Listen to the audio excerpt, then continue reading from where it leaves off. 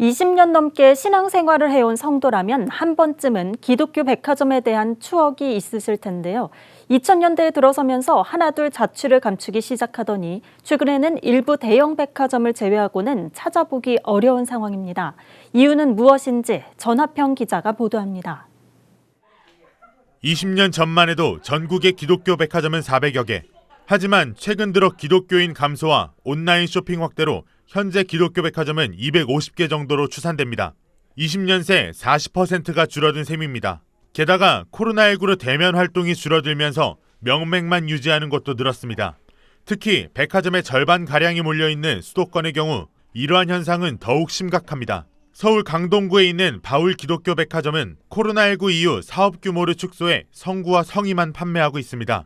종로에 있는 대형 기독교 백화점도 지난해 매출이 절반으로 줄었습니다. 예전에 그러니까 하루에 보통 방문하는 고객 수로 봤을 때 3분의 2 정도 수준으로 지금 떨어진 것 같고요. 그리고 조금 뭐 이렇게 날씨가 안 좋거나 그런 날은 오히려 더 떨어져서 3분의 1 정도 저희도 심각한 상태라고 보여집니다. 네.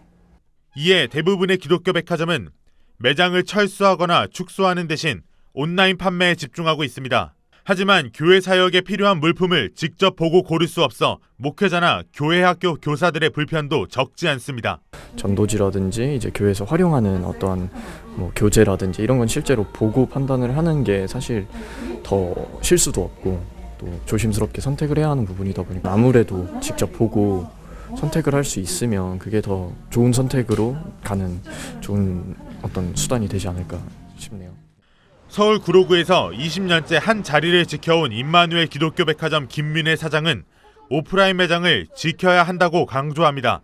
기독교 백화점이 단순 판매만을 위한 공간이 아니라 지역사회와 교회를 잇는 허브 역할을 하고 있기 때문입니다.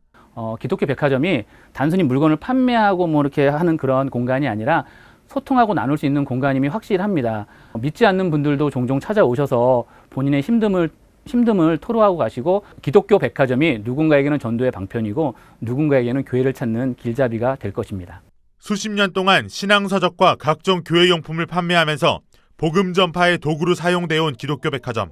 급변하는 시대에 맞게 온라인과 오프라인을 아우르는 기독교 복합 문화 공간으로의 변화가 필요해 보입니다. 구티비 뉴스 전하평입니다.